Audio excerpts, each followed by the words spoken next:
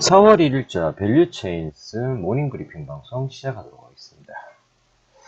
자, 제가 목 컨디션이 너무 안 좋아서 어저께는 그러니까 마감 시간과 장중 특징도 방송을 대본으로 대체하였습니다.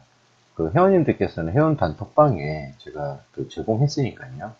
보시고 오늘 시장이 대응하시면 좀 더 나은 결과 있을 거라고 보입니다. 자, 우선 시장 리뷰부터 살펴봅니다. 외환시장은 달러 인덱스가 소폭 하락하였습니다. 원유 시장은 공급 과잉 우려감에 불구하고 강보합 마감하였고요. 기금수급 미증시 하락과 달러 약세로 상승하였습니다. 채권 시장은 분기 말에 따른 윈도우 드레싱과 시카고 연일 총재의 비둘기파적인 발언에 상승하였고요. 아시아 시장은 하락세를 보였습니다. 유럽 시장은 유로화 강세로 하락을 보였는데요. 미국 시장은 약보합 마감하였습니다. 자, 당일 한국 시장 전망입니다. 채권 시장은 중국과 한국 지표 발표로 하락할 것으로 보이고 3년물은 110.28에서 110.42, 10년물은 128.70에서 129.60의 흐름을 보일 것으로 보입니다. 외환시장에서 달러원 환율은 중국 및 한국의 지표 발표에 영향을 받을 것으로 보이는데 달러원 환율은 1138원에서 1148원 정도가 예상이 되고 주식시장에서는 제한된 하락을 보일 것으로 예상이 됩니다. 코스피는 1988에서 1999포인트 정도가 예상이 되고 있습니다. 자, 글로벌 시장 동향 살펴보겠습니다. 아시아 시장은 개별 이슈로 등락을 다 보이는데요. 한국은 차익 실현 매물과 중국의 MSCI 실현국 지수 편입 이슈가 물거지면서 외국인이 매도로 전환하였습니다. 2105억 규모의 순매도가 나왔는데요. 그래서 하락하였고, 일본은 방향성을 상실한 채 전일 하락에 따른 단발 매수로 상승 출발했지만 장 후반에 엔화 강세로 주가지수는 하락폭을 확대하면서 마감하였습니다. 중국의 경우에는 MSCI 신흥국 지수에 중국 A 지수가 편입된다는 소식이 알려지면서 상승 출발하였는데요. 다만 전일 큰 폭의 상승에 따른 단기 차익 매물이 나오면서 장 후반에 상승폭을 축소하면서 마감하였습니다. 유럽 시장의 경우에는 통신주와 은행주들 위주로 하락하는데요. 차익 실현 매물로 하락 출발한 유럽 시장은 유로엔 달러의 상승이 확인되면서 수출주 위주로 하락폭을 확대하였습니다. 또한 프랑스 통신사인 오랑주와 보이그텔레콤 M&A 협상 지효 소식이 들려오면서 투자 심리를 위축시켰고요. 장 후반에는 이탈리아 은행들의 하락이 확대되면서 각국의 주식시장은 하락 마감했습니다. 미국 시장은 제약업종이 하락하였고 바이오 업종은 상승하였는데요. 미국 증시의 경우는 장 초반 찰스 에반스 시카고 연총재의 미국의 기준금리 인상은 경제 여건상 올해 중반과 연말 두 번 적절하다고 발언하면서 상승했습니다. 그러나 오후 들어 다른 나라 주식시장도 그렇듯이 차익실현 매물이 유입되면서 하락했는데요. 게다가 엔도 인터내셔널 등 일부 제약사들이 반독점법 위반 혐의로 제소되었다는 소식에 제약업체들이 하락하면서 투자 심리에 부담을 줬습니다. 반면 소비자들은 제약사의 유명한 약품들을 복제약에 접근하는 것을 막았다는 이유로 제소돼 제약사들과 달리 복제약 관련 바이오 종목들은 상승하였습니다. 주요 업종 및 상품 종목 동향 보겠습니다. 복제약 관련 바이오 종목이 상승했는데요. 이 부분은 당연히 국내에도 영향을 미칠 것으로 예상이 됩니다. 미 연방거래위원회 FTC에서 엔도 인터내셔널 등 일부 제약사들이 반독점법 위반 혐의를 제소하였는데 소비자들이 자사 약품에 복제약에 접근하는 것을 막았다는 이유입니다. 그 결과 제소된 제약사들은 주가가 하락하였지만 복제약 관련된 바이오 종목들은 주가가 상승하였는데요. 건강관리기기 제조업체인 피핏은 스마트워치의 판매 첫 달 선정량이 자사 전망치가 상회한 100만 대를 돌파했다는 소식에 13.06% 상승했고, 반면 소매업체 타깃의 경우에는 바클레이즈의 투자 의견과 목표주가 하향 발표로 1.58% 하락하고, 농업 관련 업체들은 실적 악화 및 실적 전망 하향으로 하락했습니다. 복합업체인 멘산토의 경우에는 3.68, 모자이크는 3.98% 하락했고, 농업기기업체인 디어도 3.91% 하락했습니다. 주요 경제지표 살펴보겠습니다. 고용지표 시장 예상에 부합을 결정하는데요. 3월 ADP 민간 고용 보고서에서 비농업 고용자 수는 전월 20만 5천 건보다 소폭 둔화된 20만 건으로 발표되었습니다. 세부적으로 보면 대기업은 전월 7만 6천 명보다 크게 감소한 3만 9천 명으로 발표하고 고용에 대한 부담을 줬는데요. 섹터별로는 제조업에서 3천 명이 증가했고 건설에서도 1만 7천 명이 증가했습니다. 상품미 FX 시장 동향 살펴보겠습니다. 제조업 지표가 우선적으로 개선되었는데요. 미 중서부 지역의 제조업 경계를 알 수 있는 3월 시카고 PMI 제조업 지수가 전월 47.6보다 크게 개선돼 53.6으로 발표되었습니다. 특히 신규 주문 및 향후 활동과 관련된 세부 항목들 자체가 전반적으로 상승했는데요. 미 노동부가 발표하는 신규 실업수당 청구 건수는 전주 26만 5천 건보다 증가한 27만 6천 건으로 발표되는데, 또한 4주 평균 수치도 전주 25만 9,750건보다 증가한 26만 3,250건으로 발표됐습니다. 최근 신규 실업수당 청구 건수의 경우에는 24에서 28만 건 내외에 발표가 이루어지고 있는데요.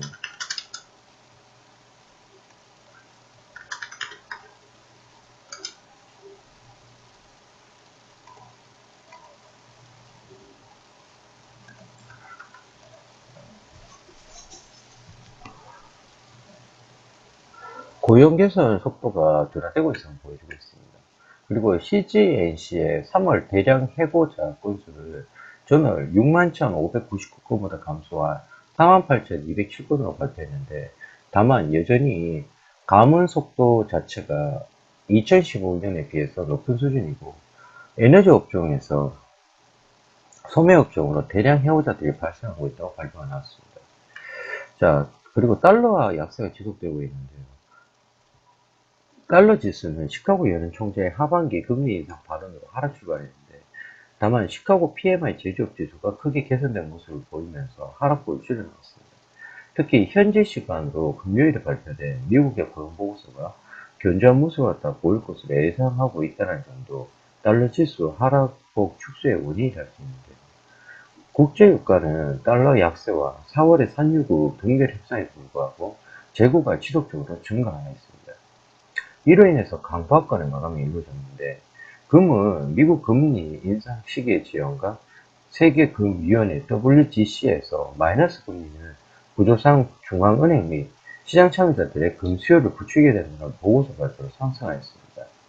반면 구리는 분기 말 포지션 스크롤링으로 하락 출발했는데, 시카고 PMI 제조업 지수 호전에 하락폭을 줄이면서 마감하였습니다. 곡물의 경우에는 미국 농무부의 파종 예상 보고서가 발표되면서 곡물 가격 혼조세를 보이는데요. 옥수수 파종 면적이 전년도에 비해서 시장 예상보다 그 6% 증가 발표로 옥수수 가격은 4% 넘게 하락했습니다. 반면 밀 파종 면적은 2015년에 비해서 9% 감소할 것이라고 발표가 났는데, 이로 인해서 밀은 상승하였습니다. 분기말 포트폴리오 정리에 따른 국채 선물의 상승으로 국채 금리는 하락하는데, 또한 시카고 연은 총재가 6월 금리 인상을 이야기하는 등 지속적인 비둘기파적인 발언이 나온 정도로 국채 금리의 하락 요인을 작용했습니다. 자, 다음은 한국 주식시장 전망입니다. 중국 및 한국 경제지표 개선으로 상승이 예상되고 있습니다. MSCI 한국 지수는 0.88% 하락했지만 MSCI 이머징 마켓 지수는 0.09% 하락에 그쳤는데요. 한편으로 SPDR 하이힐드 채권 ETF의 경우에는 0.15% 상승하였습니다. 야간 선물에 외국인의 순매수가 491개하고 0.20포인트 상승한 246.60포인트로 마감했는데, NDF 달러원 환율은 1개월물이 1146.50원에 마감했습니다.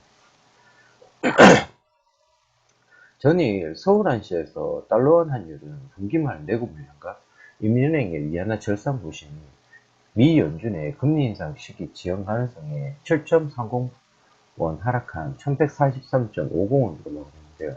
이를 감안하면 오늘 서울 한시에서 달러원 환율을 약 2원 정도 상승 출발할 것으로 예상됩니다. 오늘 한국 증시에서 가장 중요한 것은 한국 시간으로 오전 10시에 발표되는 중국의 PMI 제조업 지수와 10시 45분에 발표되는 차이신 PMI 제조업 지수의 결과라고 할 수 있는데요. 두 지수 모두 전월보다 소폭 개선됐을 것을 시장 참여자들은 현재 예상하고 있습니다. PMI 제조업 지수의 경우에는 49, 예상치 49.3이고요. 차이신 PMI 제조업 지수는 전월 48, 예상치는 48.3으로 왔다가 지금 이제 예상하고 있는 상황입니다. 또한 한국 시간 9시로 발표되는 한국 무역 수지도 중요한데요. 최근 수출과 수입이 모두 지난달에 비해서 감소폭이 줄어든 것으로 시장은 예상하고 있습니다. 수출은 전월 12.2였는데 예상은 10.4, 마이너스입니다. 수입은 전월 마이너스 14.6%였는데 예상은 13.1 정도를 현재하고 있습니다. 이렇듯 중국 경제지표와 한국 무역 수지가 전월에 비해서 개선된 발표가 나온다면 한국 증시는 상승할 것으로 예상됩니다. 물론 이 부분에 대한 변수 자체는 분명히 존재할 수가 있는 부분이기 때문에 지금 현재 시간을 말씀드렸기 때문에 이때 기준으로 해서 회원 단톡방을 통해 가지고 여러분들과 함께 리딩을 한번 해보도록 하겠습니다. 따라서 코스피는 1988에서 1999의 레인지에 등락이 예상되고 있습니다. 자, 그러면 당일 시장에 영향을 미칠 이슈 부분들을 한번 살펴보겠습니다. 한국 순저축률 급증이라는데요. 15년 가계 잉여자금이 99.2조 원으로 사상 최대로 몰아갑니다. 잉여자금의 증가는 소비보다는 유보자금의 증가로 의미하는데 2015년 가계 소비 성향이 71.9%로 2003년 이후에 최저치를 기록했다고 합니다. 가계 순저축률은 7.7%를 기록했는데요. 15년 만에 최고 수준을 기록했다고 합니다. 저금리, 장기화 등의 현금성 자산 급증에 기인했다고 볼 수 있겠는데 가계 현금성 운용 자금은 106.7조 원으로 전년 대비해서 플러스 29.9조 원 급증이 나왔습니다. 자, 한국의 BSI가 5개월 만에 상승장인데요. 한국의 3월 제조 BSI 기업 경기 실사지수가 68포인트를 기록했습니다. 전월 대비 5포인트 상승한 5개월 만에 상승장을 볼 수 있겠는데 4월 제조업 전망 BSI는 70포인트로 전월 대비해서 4포인트 상승했습니다. 대기업 MOM 플러스 7pp와 수출기업 플러스 9포인트를 중심으로 풍부하게 상승을 보였다는데 국제유가, 철강 등의 원자재 가격 상승에 따른 석유 화학업종 중심의 상승이 주요 요인으로 보입니다. 제조업 BSI 경우에는 총 1703개의 제조업 기업을 상대로 현재 기업 경영 상황 및 향후 전망을 조사하는 부분이기 때문에 이 부분 자체는 시장의 호재라고 할 수 있습니다. 자, 다음은 S&P 유로존 경기 전망치가 하향되는데요.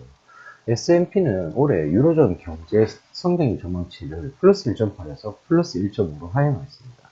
소비 경기 둔화에 기인한 것이고 유로존 소비는 GDP의 55%의 비중을 차지하는데요.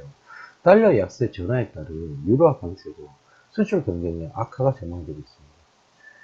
현재 경기 모형 모델에 따르면 유로존 소비 경기 둔화 국면과 수출 경기는 하강 국면에 진입했다고 볼 수 있겠고 유로존 소비자 물가 상승률 전망치 역시 플러스 1.1%에서 0.4로 하향되었습니다. 이 부분 자체는 통화정책을 통한 인플레이션 효과도 소비 경기 부진으로 제한적인 가능성이 있다는 것을 의미하기 때문에 계속적으로 지켜봐야 될 내용입니다. 자, 다음은 원달러 환율이 4거래일 연속 하락합니다. 원달러 환율이 1143.50원으로 마이너스 7.3원 하락이 났습니다. 4거래일 연속 하락세가 지속되고 있는 것인데 이 부분 조금 문제가 될 것 같고요. 그리고 정권업종이 마이너스 2.28로 낙폭 최대를 거두고 있습니다. 단기간 상승에 따른 차익 실현을 판단해야 되는데 운수업종도 마이너스 1.22% 하락입니다. 전부 다 그러니까 환율과 연계된 부분이 존재했다고 볼 수 있겠습니다. 자, 그러면 각 업종별 뉴스 스크립트를 살펴보도록 하겠습니다. 자, 디스플레이 휴대폰 부품 업종은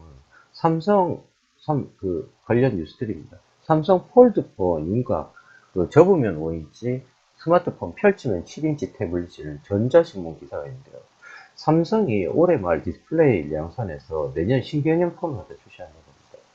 업계에 따르면 삼성전자와 삼성디스플레이 국내외 기업과 협력해서 7인치대 그 폴더블 스마트폰을 개발하는 것으로 파악이 되는데요. OLED 디스플레이를 기반으로 하여 화면을 반으로 접을 수 있는 그 폴더 불폰, 다소 둔화된 스마트 시장의 새로운 모멘텀을 만들고 기대된다고 합니다. 요 부분은 몇 차례 그러니까 기사를 접했었는데 일단 한번 지켜보겠습니다. 자, 화학 정유 뉴스크립입니다. 업황 관련된 건데요. 4월 화학 정유 업종 투자 시에 체크할 사항입니다. 일자별 스케줄입니다.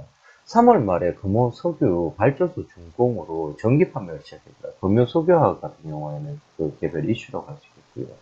그리고 4월 9일에 여천 NCC가 2호기 전기 보수를 마치고 정상 가동이 시작됩니다. 그리고 4월 15일에 롯데케미칼 여수 NCC 공장에 100만 톤의 전기 보수가 시작되고요. 약 800억 규모의 이익 감소 요인을 작용했습니다. 그 화학 쪽에 롯데케미칼한테는 그러니까 이 부분 자체가 할 수 있는 거죠. 그리고 4월 17일에 긴급 그 오펙 미팅이 개최되는데 사전 동결 스케줄 합의가 이루어질 것으로 예정이 되어 있습니다. 2015년 6월 오펙 회의 이후에 유가 흐름이 하락 흐름이 재현될 가능성이 있는데 일단 지켜보겠습니다. 4월 25일에는 그 하나하인케미칼이 TDI 상공장 테스트가 풀가동 예정인데요. TNT 생산업체인 휴캠스 설비가 풀가동 예정입니다. 지금 휴캠스 같은 경우에는 적극 매수 추천 종목으로 여러분들께 투자 권유한 상황입니다. 자, 그리고 4월 셋째 주에 넷째 주에 정유화학 업체들의 1분기 실적 발표가 집중되어 있습니다. 자, 이때가 굉장히 중요하겠고요. 그리고 5월 1일에 중국 노동절 연휴 진입을 갖다 계기로 화학제품 미수기에 다시 진입하게 되는데요. 자, 기타 스케줄로는 중국의 전기버스용 배터리 심사에 LG화학, 삼성 SDI 실무진이 참가한다고 합니다. 그리고 SO일이 회사채 3천억을 발행할 예정인데 이건 투자 재원 확보 차원이라고 하고요. 그리고 4월 PX 전기 보수가 집중되는데 SK종합화학이 35만 톤, 하나토탈이 70만 톤 규모라고 합니다. 자, 그리고 하나큐셀이 1분기 태양전지 모듈 설량 물량 850메가와트 감소 후에 2분기에 넥스테라에 납품이 집중된다고 하는데 이건 하나케미칼에 영향을 미칠 수 있는 이슈를 알 수 있습니다.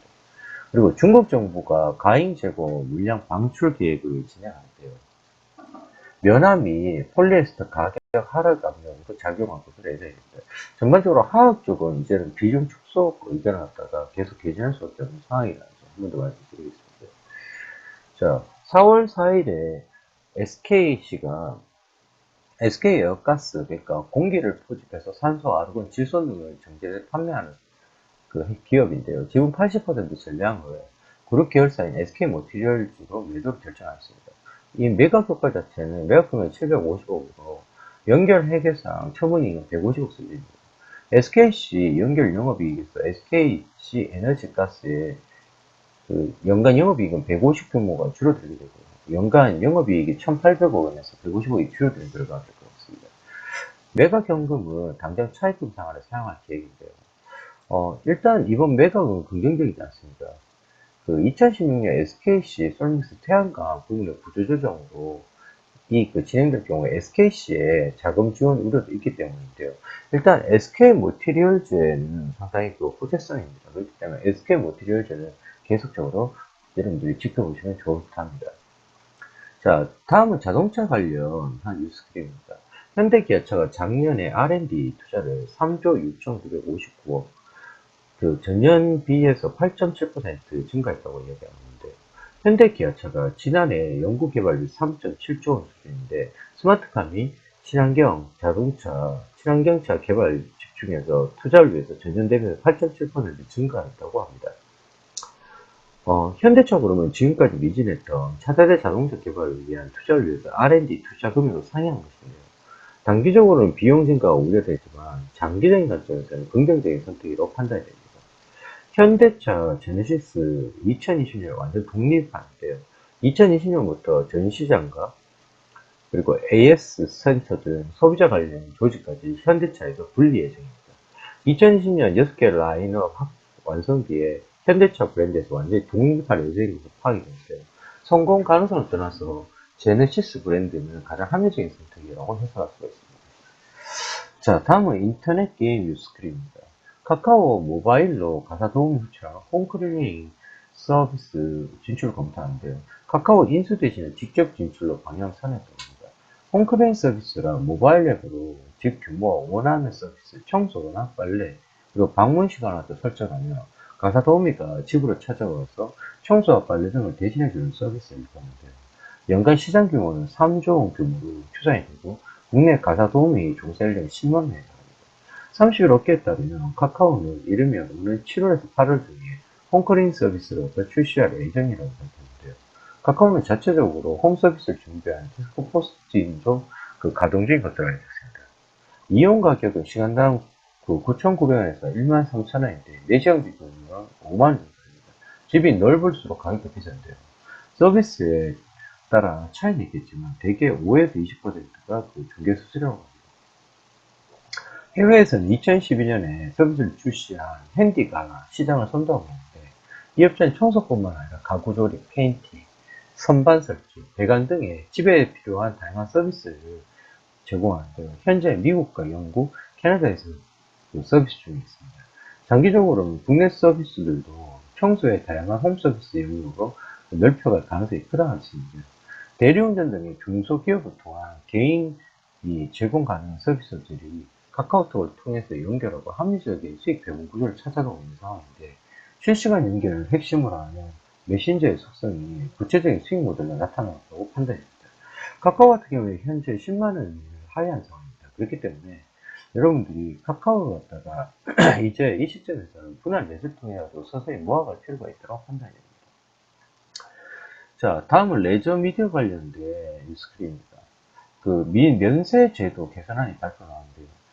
제도 개선안 내용은 첫 번째로 특허 기간 연장 및 특허 갱신을, 두 번째로는 시장 지배적 사업자에 대한 신규 특허 심사 시에 일부 평가 점수를 갖다 감점한다고 합니다. 이거는 그, 롯데, 그러니까 호텔 롯데하고 호텔 신라에는 안 좋은 부분이죠. 그리고 면세점 매출 구간에 따른 특허 수수료를 차등 조정하고요. 신규 특허권 발급 문제는 오는 4월 말에 다시 발표한다고 합니다. 현재 면세점 사업의 연속성 우려 해소로 판단이 되는데요. 우선적으로 최대 수익 기업은 호텔 롯데하고 호텔 신라에서 볼 수 있습니다. 특허 수수료 인상에 따른 롯데 신라의 연결 OPM 하락폭은 각각 0.3%에 불과한데요.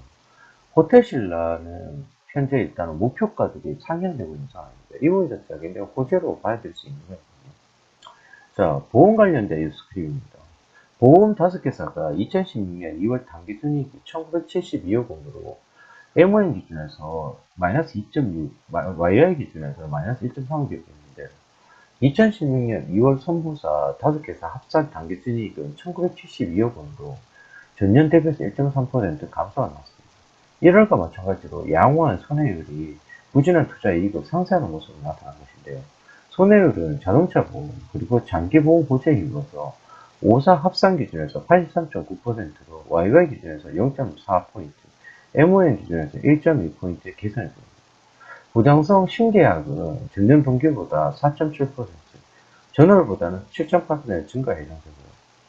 반면 투자 이익률은 저금리와 부동산 시장 불림 등의 영향으로 전반적으로 전월부터 하락이 떠고 있습니다.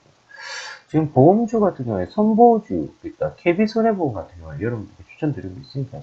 여러분들이 관심 가지고 있으면 좋을 것 같습니다. 자, 그러면 당일 일정하고 증권사 추천 리포트도 한번 보겠습니다. 자, 일단 주요 이슈 중에 하나 더 봐야 될 거는 KB금융이 현대증권을 갖다가 인수하기로 결정났습니다. 인수강이 1조로 왔다 웃돌았다고 하니까요. 이 부분 자체는 현대상선이 오늘 단기적으로 급등이 나올 수가 있는 거고, 그리고 현대증권도 당연히 오르겠고, 그리고 현대엘리베이터도 오를 수 있는 상황이겠죠. 자, 투자에 참고하시고요. 자, 그리고 4월 1일 합병 물 건너간 SK텔레콤인데 심사 지연으로 사업 차질 울산이라고 합니다. 합병기일 미정으로 일단 공시가 나왔고요. 자, 일단은 SK텔레콤과 CJ헬로비전의 합병 자체는 여타 부분에 영향을 또 미칠 수가 있으니까, 예, 한번 지켜보도록 하겠습니다. 자, 그리고 오늘 주요 일정입니다. 현대증권 매각 우선 협상 대상자 선정이 나오는데요. 현대증권 매각 관련해서 우선 협상 대상자가 4월 1일에 발표될 예정인데 당초에 28일에서 29일 한 차례 연기되었는데요. 다시 한번 30일 오전으로 연기되었고 또다시 1일로 연기되었습니다. 현대증권은 금일 공시를 통해서 KB금융지주를 우선 협상 대상자로 그리고 한국금융지주를 예비협상 대상자로 각각 선정했다고 발표했는데요. 자, 일단은 뭐 증권 관련 섹터 보시면 되겠고, 네, 일단 그 현대증권 자체가 일단 길이 제일 낫겠죠. 그렇게 보시면 될 것 같습니다. 자, 양도세 과세 대상 대주주 범위가 확대해야 됩니다. 세법 개정안에 따라서 4월 1일 이후에 양도하는 부분에 대한 대주주 범위가 크게 확대되어야 됩니다. 코스피는 지분율 1% 이상의 시가 25억 이상으로 조정되고요. 코스닥은 지분율 2% 이상의 시가 20억 원 이상, 코넥스는 기존과 동일한 기준이 적용될 것으로 보입니다. 현재 상장 주식 양도차익 과세전에 들어가는 대주주가 코스피에서는 지분율 2% 이상 또는 시가 기준 50억 이상인데요. 코스닥은 지분율 4% 이상 또는 시가가 40억 이상입니다. 코넥스는 지분율 4% 이상 또는 시가 10억 원 이상입니다. 자, 이 부분 자체가 또 시장에 영향을 좀 미칠 수 있는 소지가 되겠죠. 자, 롯데의 블랙 슈퍼쇼가 있습니다. 롯데백화점은 4월 1일부터 3일, 7일에서 10일 두 차례 거쳐서 초대형 쇼핑 박람 및 롯데 블랙 슈퍼쇼를 인천 송도 컨벤션에서 개최할 예정인데요. 이번 행사에 총 300여 개 브랜드가 참여할 예정이고 총 250억 원에 달하는 물량을 투입할 예정이라고 합니다.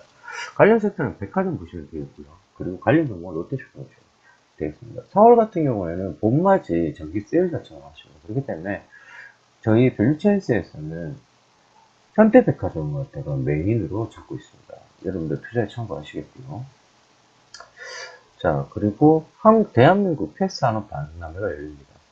2016년 그 대한민국 패스산업 박람회가 그 캣 페어라고 하네요. 네, 이게 그러니까 사료, 의료 그리고 그 고급 유모차는 동물용품과 호텔장, 드라이룸 뭐 이런 식으로 나오는데 요 관련해서 이지바이오 보시면 좋습니다. 이지바이오가 그러니까 애완견 사료 시장에 들어가 있기 때문에 최근에 보면 이지바이오가 연기금 쪽에 수급이 계속 들어오는데요. 이 부분 자체는 실질적으로 그 부분하고 연결성이 있습니다. 뭐냐면 그 팜스토리 쪽에 그 사업 부분 그 인수한 거하고 연결되는데요. 그 부분은 그 현재 그러니까 그 회원 단톡방에 제공한 대본에 보시면 팜스토리 관련돼서 분석 내용 같은 살펴보시면 여러분들이 이해하시는 데 좀 더 도움이 될 것 같습니다. 자, 일단은 일정은 여기까지 보겠고요. 네, 오늘 같은 경우에는 일단 10시 45분에 발표되는 중국의 ISM 제조업 지표 자체가 좀 중요하니까요. 예, 그 부분 좀 살펴보면서 진행하도록 하겠습니다. 자, 그리고 증권사 친구 추천 종목입니다. 자, 신한금융투자에서는 TCK를 가져왔네요. TCK에 대해서 제품 생산 능력 확대를 위해서 225억 규모의 신규 시설 투자 공시라는데 이거 어저께 나온 거죠. 고부가치 신링, 그러니까 탄화 규소림인데 반도체 공정에 사용되는 소모성 부품입니다. 이 판매 비중 확대로 높은 수익성 유지를 전망했네요. TCK 같은 경우에는 반도체 신링 사업부 자체에서 시적으로 탑픽 종목으로 삼아야 됩니다. 여러분들이 적극적인 관심 가지시면 좋은 결과가 있을 거라고 생각이 되고요. 자, 그리고 하나금융투자에서는 LG전자, 가온미디어, 와터스코리아, 현대글로비스, 쇼박스, SK이노베이션, 라겐나, YG엔터테인먼트, 아나테스, CJENM, 동아ST, JB금융지주, 한진칼, 유트리바이오텍, 슈프리마, 송원산업, 효성, 한강글라스, 국동, 현대그린푸드, 포스코, 삼성전자, 사조우양, 태영건설, 롯데케미칼, 현대위아, 현대산업, 성강벤즈, 삼성물산, 삼성카드, KT, LG유플러스, 한국토지신탁, 카카오, SM, 돈FNB 등과 추천 종목으로 제시하였습니다. 얘들은 매달 초에 이래요. 예, 한양증권에서는 호텔 신라를 추천해요. 그 정부가 논란을 빚은 면세점 특허 기간이 5년에서 10년으로 연장하기로 결정했는데 특히 이후에 결격 사유가 없으면 허가가 갱신돼서 안정적인 조건에서 변화할 수 있게 됩니다. 사업 연소서에 대한 불확실성이 일정 부분 해소된 만큼 낙폭과대 인식 합산으로 합산 계기로 판단됩니다. 그리고 오레온이 내수시장 포화에 따른 실적 우려감이 주가에 선반영된 가운데 중국 매출 호조에 따른 성장성이 주목할 시점을 밝혔습니다. 최근에 출시한 바나나 초코파이가 3주 만에 누적 1000만 개를 돌파하는 등의 신제품 효과가 강하게 나오고 있다고 합니다. 오리온 같은 경우에 최근에 조정할 때 좀 보였는데 지금 시점에서는 여러분들 관심 가져보셔도 좋을 것 같습니다. 그리고 삼진제약입니다. 기존의 만성 질환 품목 마켓시어 확대가 지속되고 있고 자체 원료 합성 능력 그리고 OTC 브랜드 경쟁력을 감안할 때 위험 성장성 및 수익 개선체로 유효하고 그리고 중장기관점에서 신약 파이프라인을 주목하고 그 신약 물질을 활용해서 상용화 성공 시에 원료 공급 및 로열티 수익이 기대된다고 보면 자, 다음은 현대주가입니다. 쌍용량이 가능합니다. 쌍용량이 같은 경우에는 저희 밸류체인스의 그 적극 매수 추천 종목입니다.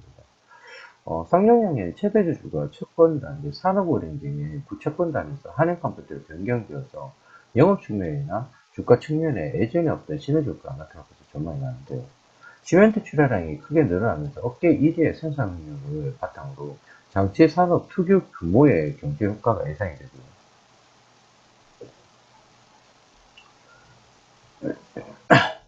죄송합니다. 수익성 개선과 현금 흐름 증가 이어질 것으로 기대가 된다고 밝혔습니다. 쌍용야행 같은 경우에 여러분들이 관심 가지면 좋습니다.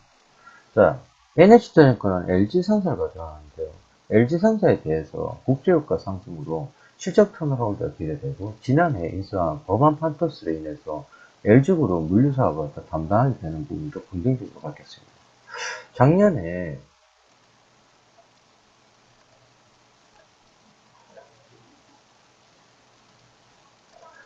4분기에 자산에 대한 대규모 손상차손이 3천억이 발생했는데 이를 반영해서 추가적인 리스크 요인은 제한적으로 판단한다고 밝혔네요. 자, 여기까지입니다. 자, 밸류체인스 모닝브리핑 방송 여기까지 하겠습니다. 오늘 하루 성투하시기 바라겠습니다. 이상 방송 줄이겠습니다.